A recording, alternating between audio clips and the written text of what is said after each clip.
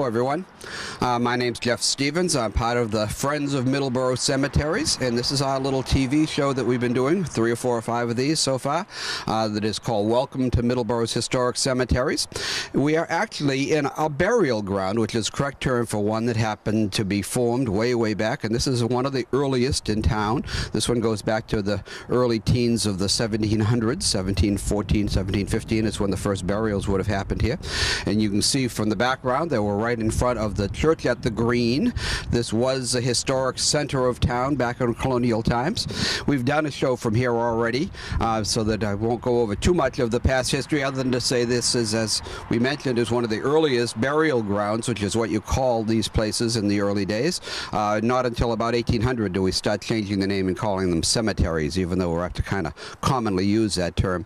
But anyway, today's show is going to be about symbolism, and that from the things that we see when we walk around one of these historic cemeteries is many of them have images on them, something or other on top of the stone. Besides the name and the date and perhaps a little bit about a person, there is very often, especially in colonial era stones, an image on the very top of the stone.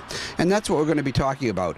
But even that needs a little bit of placing in the historic process of what was going on.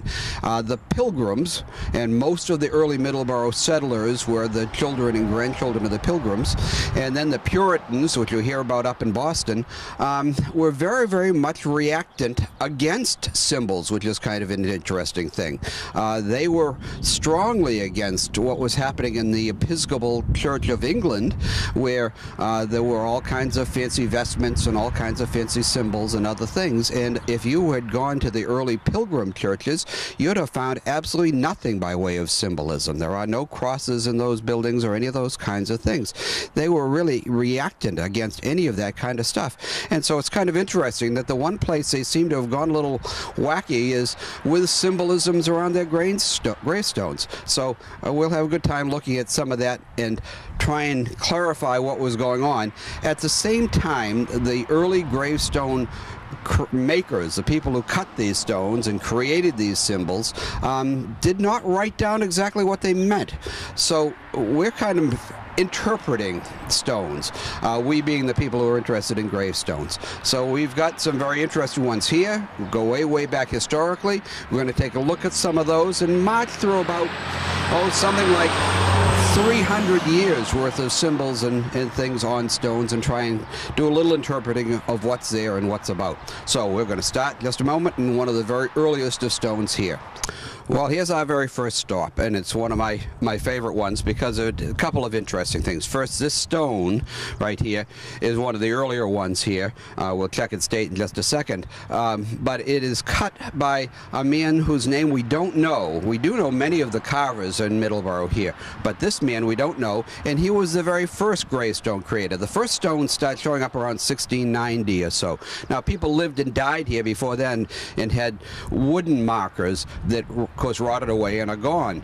They were called rails. But this idea of solid gravestones first happened up in Europe and in England, and then was brought over here, and they started using local slate. And all of these slate stones that you can see in the background are made with Middleborough slate, probably from East Middleborough, and local men, in most cases, cut the stones. And the first Middleborough carver cut this stone. The other part that I find interesting about this one is that this man is interesting. I first saw his stone because of the top and was looking at it, knew it was first Middleborough carver, and we'll talk about the symbolism in just a second. But just to finish off who he is, his name is John Morton, and he died in 1718, so you can see it's an early stone. Probably that means this stone was cut within a year or so of his death, so something around at the latest 1720 by the first Middleborough carver. And the thing that's interesting about John Morton, his father was one of the early settlers in Plymouth, and John was among the very first public school teachers. In fact, is credited with being the first public school teacher in the colonies. So I was a school person. It's kind of nice to have a connection to a school person, and John Morton is that. Now, the symbol up here is very difficult to see, and we'll try and get a closer up picture for you to see it, but these early stones, and for the first almost 100 years, they had an image on them that looked a little bit like a face. Now this one is a very, very primitive face. It is made with just kind of 3 compass marks to give a shape of a skull, 2 round circles, and kind of a circular nose, and that's all there is for an image on this stone. It's a very, very simple image. These skull-like early stone images were not meant to be in any way an image of the person. We call them soul effigies or death's heads because they are really doing what the stones are designed to do. In early colonial times, death was a common occurrence, sadly, and they were always telling the living to remember that death was not far away. In fact, this stone right at the very top says, "Remember death." And that was the message of early gravestones more often than not. This one's done in English. Sometimes it's done in Latin, memento mori, which is the same thing, remember death. And so John Morton's stone, done by the first Middleborough carver, has a very, very, very primitive form of death's head. This representation reminding the living, and when you came to the graveyard, your role as a living person was to be aware of the fact that you weren't far from it and that you'd better behave yourself and be prepared for what was coming. So this is an example of that kind of thing. There's another stone just 2 or 3 down that we probably won't stop and take a look at, but it's a very simple one, very much first Middleborough carver again, but it's nothing but a circle here, not even the rudiments of a face. So this first Middleborough carver did put down these death's head images, but in such a very primitive form. It showed you what a very simple craftsman he was of the time. We'll take a look at some of the ones that are a little more advanced in the next 20 years and see this much clearer. Okay, we've just moved a little forward here in the burial ground, and we're right up towards the front. And in time, we've moved forward about 40 years, because that last stone in the first Middleborough carver, you know, probably 1720 or so. This stone is a 1740s stone, and so that we're actually, I think 1760s stone. So this is actually moving, as I said, forward about 40 years. And yet, the image that we're going to be taking a look at again is still this kind of death's head image. It's basic, it is hollow-eyed. This one does have kind of a nose, which is typical of this particular type of carver, and a mouth. Some of the earlier ones will just have skeletal teeth down here as compared. But again, this is all designed to tell you as a living person to remember that death is never far away. So that's at least our interpretation of what it was. Now at the same time, some other things start showing up on stones. Our first Middleborough carver had no side piece, okay? And very often these things are seen in later stones, and frequently they'll have kind of a vine-like part to them. And these vine-like structures come up on either side. We think those are kind of life images against a death image. And so they were coming to grips with the whole living, dying dynamic. The religious view of their day was one in which they did believe in a resurrection for some, but not for all. And again, you were among either the saints and already chosen, or you weren't, among the sinners and not chosen. But still, within this ongoing issue of life versus death, and the reality that death was something that you couldn't get away from, is what their stones keep talking to you about. This is Mr. Ignatius Elms, who died in February of 1763. So a little further along in the symbolism, but one in which we still are stuck with these skeletalized images on the tops of stones, but we're starting to see a little bit of kind of life imagery coming along too. I think, and we'll see this in the next ones we look at, that this is starting to soften a bit the terrible, difficult conditions they were living with. Well, so often death was just around the corner for anyone. You never knew when it might come. Middleborough was getting a little more established, a little more settled. By this time, Middleborough was an established town, had a church right here in this area. So we'll take a look at yet another step of these death images next. This was going along and saw one of my most interesting stones in this burial ground, and so we had to step forward. It is in this same time period we've been talking about where the death images are these vacant-eyed, hollow-nosed kind of characteristics, but there's a very interesting one for this one. And again, it is right back to that whole battle between life and death and what happened at death. And so here we have a death's head, not so different, but there's a very strange thing right here. Where the mouth ought to be, there's a tiny little skull-like thing with a little nose, a little neck, and two eyes. So, you know, here's our interpretation again. The person who cut these, and he made only 15 or 20 of these stones, was not a Middleborough carver. I think he's actually from Bridgewater, but it has this as a common theme in some of his stones. And here's what we again interpret, because he didn't write down exactly what he meant. We think that out of death, this is a soul image being released. So we have, again, the overwhelming component of death in these death's heads, but with it also, in this case, the release of a soul. And we believe that's what that image means. So this one is for a lady named Sarah Smith, and again, sometime in the early to mid 1700s is when this stone would have been cut. So a little variation on our death's heads arrangements reminding of death. Okay, everybody, here we are. We've moved on to kind of a much more advanced level of death's image, because, as we said, the very first ones were very, very skeletal. They had just blank eyes and blank noses, and in some cases skeletal teeth. Well, over the about 100 years these images were so common in our burial grounds, we finally get to this type of an image, and you can see how much it is modified from that earlier form. First of all, we now have what looks like a full face with eyes and nose and mouth and hair.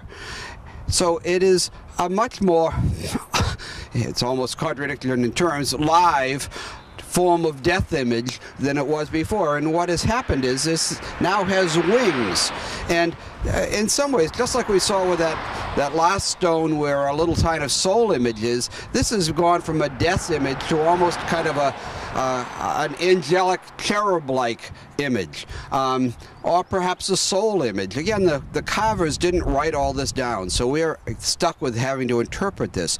But this is much more of a human image than a skeletal image, much more of a cherub-like. In fact, we sometimes call these either cherub stones or angel stones. And you can see how much more alive and more animated. We have eyes that have lids, we have a full nose and a closed mouth here in this case, and these very wing-like parts. We still have images on the side of plants, which is a life image. So this is kind of the ultimate as we move through that death's head, symbol of death. Remember death. I want to think that this may have been that their lives in their whole concept of living and dying started focusing on less on the immediacy of death and the likelihood of death at any moment to more the whole concept of an afterlife, which was very much part of their religious views of the time. So you can see here kind of the end of this death's head image that now becomes these cherub-like, angel-like images. And this is towards the end of the 1700s as we start moving into another phase of what we'll see for the imagery of gravestones. But this one is a good example. This was, I believe, most likely, his name is Captain Joel Ellis, I believe. So, don't know, he doesn't have a marker, but he was 83 years old in the 60s, so he may have been part of some of the earlier things and part of our local militia. Before we left this kind of image, this was just one we came across, and I thought it was kind of a very nice way to end this piece of these typical colonial era stones. And this is what, again, most of us who are into the gravestones call a cherub stone, and you can see why with this. It's so much very angelic kind of an image to this, and this is again cut by a local stone cutter, and but it has full wings and has all of its hair and eyes and nose and mouth, and not again intended to be an image of the person. That just isn't what was going on, but a much more positive sign of salvation or whatever it is they had in mind at the time. And as we say, the people like me who were interested in gravestones, we call these cherub stones because they are those kinds of images. But this is about the end of these images. We're going to start seeing some variations as we go further forward. And so about 100 years or 120 years worth of death's heads that then become these kinds of cherub stones, and we think perhaps reflected that life wasn't quite as hard as it was in those early days. So we'll go on and see a couple of variations after this. Okay, everybody, as we kind of move out of the death's heads and images of then kind of cherub stones, which is the things that we saw all through the 1700s, that we start seeing some changes in these symbols as we go along. And this is kind of an interesting one that you'll find variations on this. This is actually a soul stone. We still have souls in Middleborough in town, and they were actually one of the biggest gravestone cutting families in New England. They went all over New England cutting stones. But this stone, you can't see it terribly well with these images, but this stone is from about the 1820s, and it is an image of a sunrise or a sunset, and that's one of the things we don't know. Are they sunrises or are they sunsets? And in some ways, are they symbols of continuing life coming back or death? And so it's a little hard to define what they were exactly. But this is a sunrise, and there are rays of the sun coming here, and they then kind of have got eyes here because it's almost as if the sun is alive, if you know what I mean, and that may be part of that resurrection, this returning all over and over again. And so we have these, what I call sunrise stones, as another variation in this whole theme of what the images are on gravestones. But this is for Captain John Soule, who the date on this is 1715, so he may actually have been a Revolutionary War person. We don't know for sure. But another variation on this, as we move away from the images of first skull-like death representations and then angel-like representations, here's a slight variation that you'll find on some of our stones of either a sunrise or a sunset with a humanized sun with eyes and in some cases even a nose. But most often just eyes as the sun rises or sets, depending on how you want to interpret the stone. This is kind of an unusual little stone. This is a child stone, which is not, not that unusual, and that unfortunately children often died in their infancy. And this is Josiah, son of James and Eunice Soule, so another soul stone. And this person died in 1812 at less than a year old. But what's unusual on here is this symbol, this pointing to heaven. So this is a hand pointing to heaven, and it was again kind of a reaction to the early pilgrim religious view that there were kind of predestined saints and sinners. As life, I want to think, got a little better as time went on from colonial times. With that, there was also kind of somewhat a change in religious views, that a loving God wouldn't doom many people to damnation, and so a child like this is a sign that tried to indicate that this child was going straight to heaven. So another emblem that occasionally shows up on some of these early stones, this pointing to heaven as an indication of where they expected this young child to go. Okay, so we're kind of coming to the end of the 18th century, the 1700s, and at this point a real change happens in the symbolism of gravestones. We saw a little bit of variation when we saw sunrise stones and sunset stones and even a hand pointing to heaven. Well, this is something that for the next, about 50 years comes along, starting right around 1800. And also there's a little bit of a change. This stone that I'm standing right beside here, for example, is a little different. It's still a slate stone, but it doesn't look quite like our other stones. It's bigger, A little different color. This is probably an import. This is not a Middleborough stone. This is a stone that was probably brought in from outside. And it also shows us very, very clearly a different symbol. We are right in the middle of a time when a lot of talk about Rome and Greece were coming along, and it led to a time period called the neoclassical time period in our history. Architecture even became neoclassical with columns and pedestals and various things like that. And with it came a change in our cemetery art. And we started calling them cemeteries, not graveyards, place of sleep, and yet the kind of ongoing battle between life and death was still played out in their symbols. And we have here what is called an urn and willow stone. An urn and willow stone has those two elements. It has an urn, and there's a little funereal-like urn here.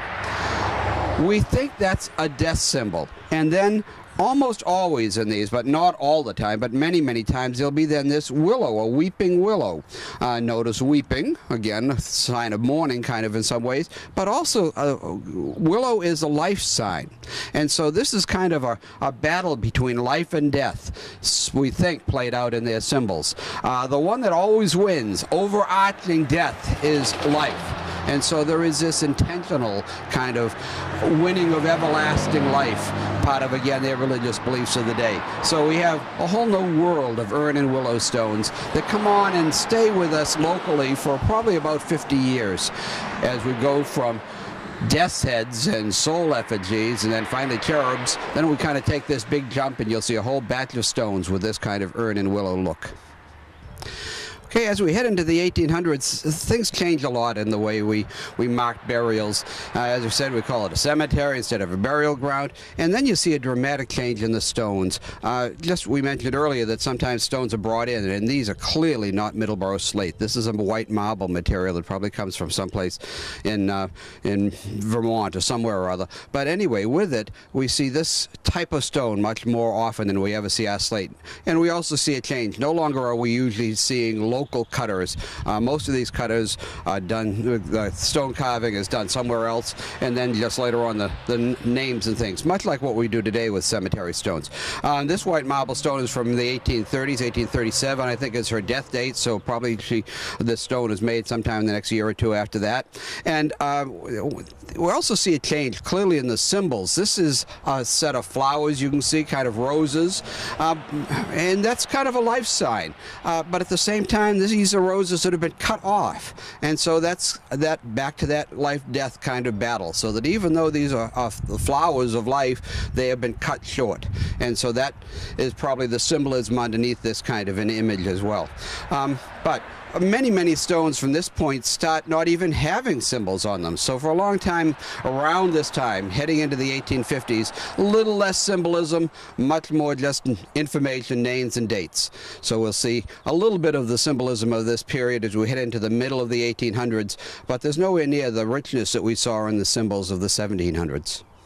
Here's again one of our white marble stones. This is from the 1850s, and you can see, unfortunately, that these things get so covered with lichens and molds and things that they quickly aren't white after a little while. But it does have a very unusual image here, and it's just one that is one of the most unusual ones for this imagery stuff that we've got here for this type of stone. And there is a dove right in the middle of this, and the dove is flying up into the sky carrying a rose. So again, this is my interpretation, but once again, I think the rose, cut off rose, is a end of a life. This woman died, I think, in her 50s, or no, I think 40s. I take it back. In her 40s when you read her details. And the dove is kind of the image of going off into eternity with this cut-off rose, which is a sign again of death and end of a life. So even here we see this ongoing battle with imageries of life and death and the things that we had to come to grips with. This stone's from the 1860s, and one of the few, again, of these white marble stones that does have an image. And in this case, the image is of a book. Now, most likely, that's what we would call the good book. This is most likely a Bible. And it says, "Rest in Heaven" on it. So, again, there are some messages here, but again, one of the very few types of messages that we see on these marble stones. Here's another stone from the 1860s, again white marble, and again brought in from outside most likely. But again, an unusual symbol, which is why we picked it out to give you a little picture of it, that I'm not really quite sure what it meant. Again, we keep having to interpret these things. But this is a thing called the obelisk, and often you'll see obelisks in cemeteries. Exactly what they're meant to be, I'm not quite sure. But in this case, the top of it is broken off. That I would interpret as most likely a death symbol. Okay, something breaking and shutting off a life. And this lady was just in her 50s, early 50s. So this may be a kind of an indication that this person's life ended a little earlier than they might have expected it to. So a broken obelisk is another symbol of the 50s and 60s of the 1800s. This little stone, again, represents something that many times you'll find in our cemeteries, and there's a person's name on it, but it's within a shield, and then it does tell us a little bit about this person's military background. So putting somebody in a shield like that probably tells you this was a vet. We don't know. We'd have to look up, see if this person actually died. This is probably Civil War time from it's the name that he's associated with, which is the 18th Massachusetts Infantry, which is probably a Civil War regiment. But anyway, if the person is put inside of a surrounding shape like this, it's often a shield representing a military veteran of some form or other. The white marble of the 1800s kept going until about the turn of the century. So as we move into the 20th century, again, we see a change. And white marble, while it looked good at first, stains and has troubles and all kinds of things. And along comes granite. And this is the kind of thing that we in the last 100 years or so pretty much see as the standard type of stone. This is a great big family stone. Smaller individual stones are smaller single one or two person stones you can see all over the place. And most of the time they'll have perhaps an initial or one or two things, but no real symbolism unless you think of this kind of scroll-like stuff as perhaps a life sign. Again, everlasting life, even in death. But most of the time it doesn't do much except give us names and dates, birth dates and death dates of the people who are right here. So this becomes kind of the standard for a long, long time in the 20th century. Basic information, maybe a little bit of representation of living things in their decorative parts, but no any of the symbolism we saw over the last couple hundred years before then. Now, we're going to show you some of the things that are just now happening because, like all things, cultures change, and even in our last 15 or 20 years, I start seeing some changes in how we go about marking the burial places of our relatives, and we'll take a look at that. Well, here we are, and now we're in kind of a brand new century in the last 15 years or so, and with it I think we can see a real change in the way we mark our passing of our relatives. And this is a stone that is a quite new stone, and with it you see the kinds of things that people are starting to do, and that is to put on their stones things that are of significance to them. And down here is a very, very nice rendition of a country scene, and there's a horse and a dog and a very rural kind of a setting. And these were probably things that this family really found kind of a rest and a joy in those images, to have those parts of their family existence kind of put down here to show the things that they found significant to them. So modern stones are apt to bring in elements that are very, very personal to people these days. And again, that's a change over just names and dates, and I think kind of an interesting variation as we keep evolving in this whole process of how we mark our buried relatives. Another family stone here, and sometimes one of the significant parts of a person's life has been what they did for a profession. And this lady, Eileen Roberts, was a hairdresser. And when we look a little closer at her stone, there's a pair of shears and a comb. So again, this is another part of that. Bring into the memories that we have of a person, of something that they spent their life perhaps doing, and I wouldn't think they would have put that on there if it wasn't something that person really enjoyed. So these kinds of bits of remembrances are a new approach to marking the burial places. Here's another member of the Roberts family, and right beside Eileen's stone. And this person, again, also marks their profession. But obviously, this person, I think, must have had a wonderful sense of humor and found things humorous. Because if you look at this stone, it does talk about welding, and that is an image of a machine that says portable welding right on it. But then we have a wonderful representation of a person with protective eyewear and an interesting look to him. And I think Alan, who is the person, Alan Roberts is the name on this stone, must have been the kind of person who would have thought that was really kind of fun. And so we even see people bringing in humor into their burial markers these days.